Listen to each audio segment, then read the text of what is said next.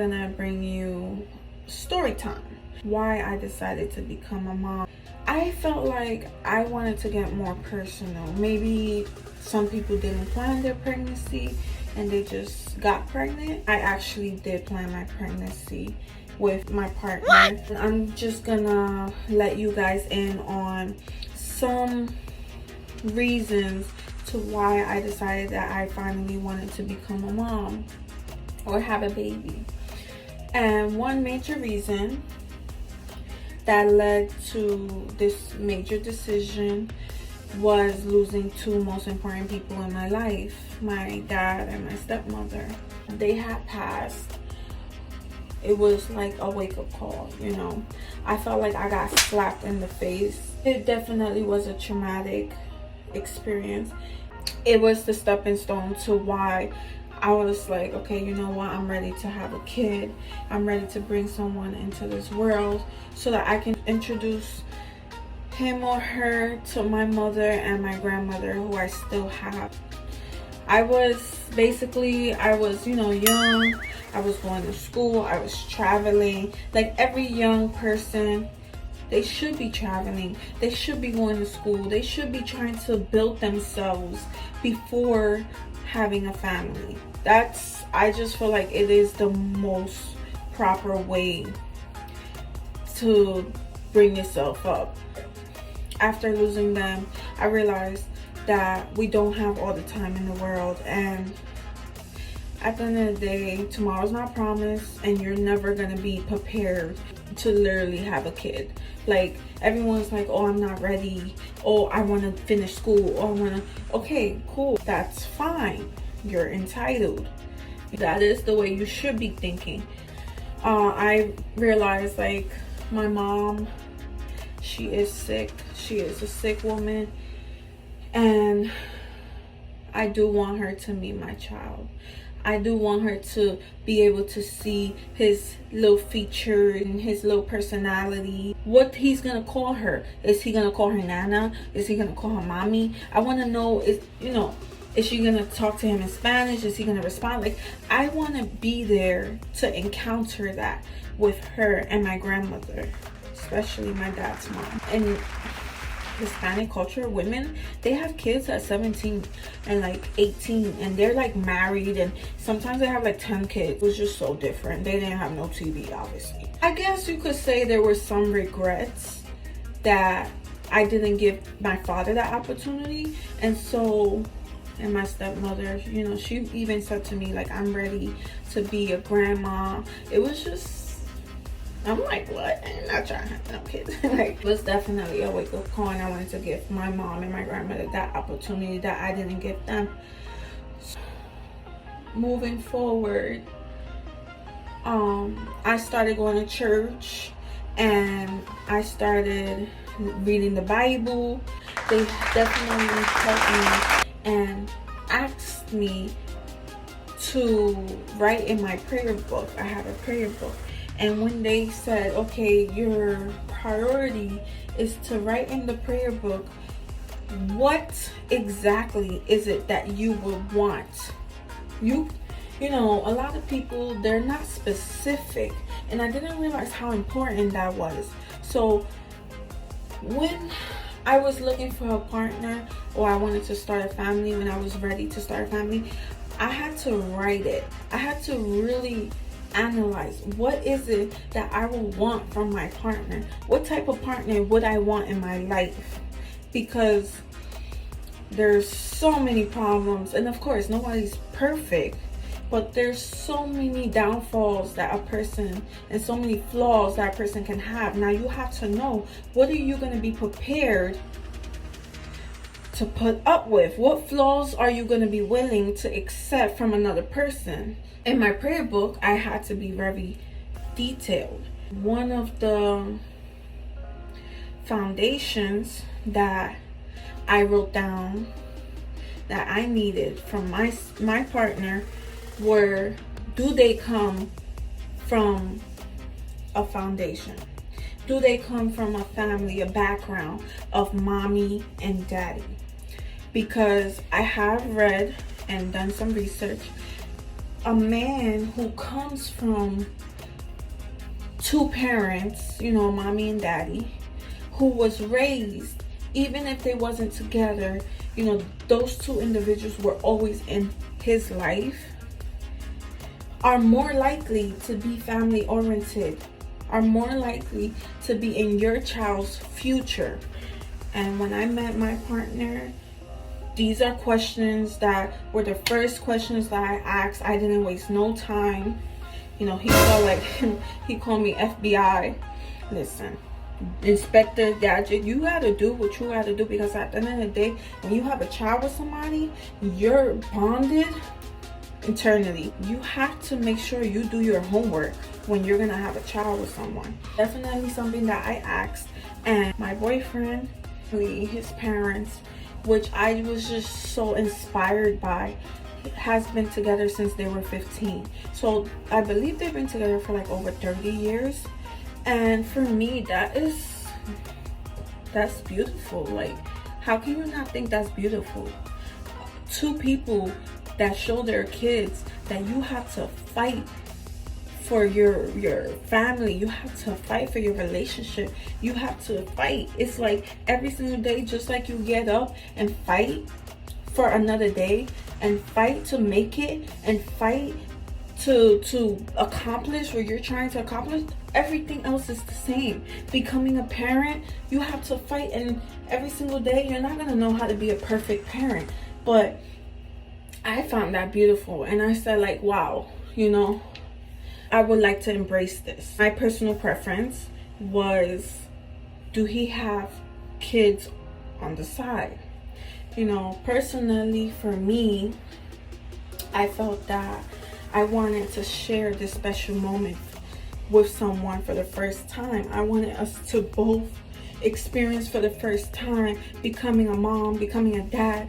I wanted to see that excitement. I wanted to ask questions. I wanted to get into his mind and understand, like, how does he feel emotionally? It's really deep when you have a child with someone for the first time and you're both experiencing it for the first time. So that was another thing that I was definitely looking for in my partner.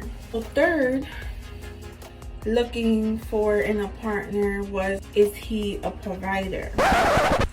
My dad, he definitely was a provider. My father was a provider. Since I was small, that's always what he taught me. The man is supposed to provide for his family, and that's just their place in the home, in the household. Of course, I will want to search for that in my partner. Why? Because there's so many things. Let me explain. Women are coming up, right? If you look at the statistics, we're making it. If you look at movies on Netflix, if you look at the industry, music, and all these social media, if you realize nowadays, women are making it. There's always a woman as a face. Women are now directors. Let's state the obvious. But a lot of people may disagree.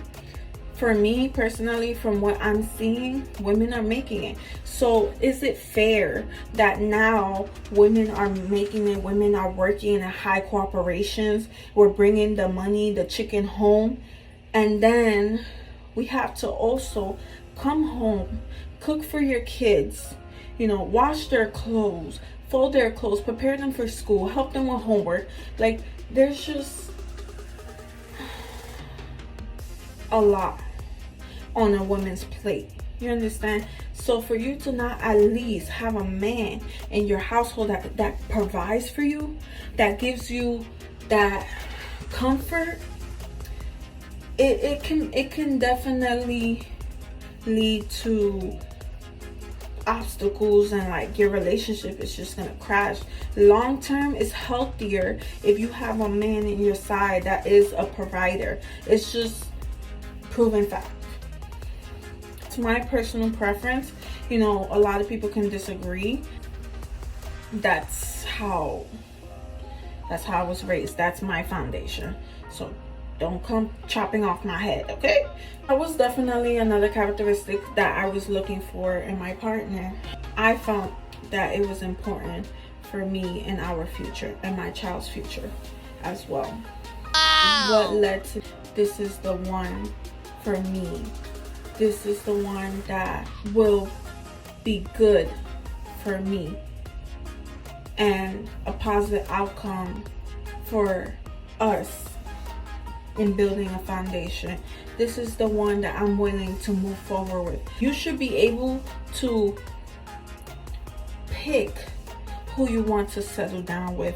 You should be able to decide who you want to sacrifice your life with, because it's your life. So you can be selfish when choosing your partner. That's okay. When I was reading the Bible, there were so many things going through my mind at the current moment. You know, my brain was just rambling, and I kept thinking like, oh, what is my future gonna be like? What is my outcome? What is my direction? Like, I wanted answers. We always want answers. We're always constantly questioning God. What's gonna happen to me? What is my future looking like? Am I gonna be okay? Like, we're constantly always, it's like you're draining yourself. You're consuming all of this toxic, especially when you're under depression, and it's like a dark cloud over you. And for me, reading the Bible, that was my clarity. That was my eyes just opening up, and like me healing. For me, that was my way of healing, of self-love. The prayer book that I have basically sends you little messages from the Bible. Read Matthew 17. So I came across Jeremiah. I started reading Jeremiah's story. It touched me. After reading Jeremiah, which is going to be my son's name, by the way. Jeremiah. After reading Jeremiah's story, I had like such clarity about life. Basically, if you haven't read it, God says to you, is his message to you, and he says to you, I knew you before I put you in the womb. So let's say, I'm not gonna say no names, but let's say Lisa. Let's say your mom is named Lisa. Now, God specifically chose you and placed you in Lisa's belly.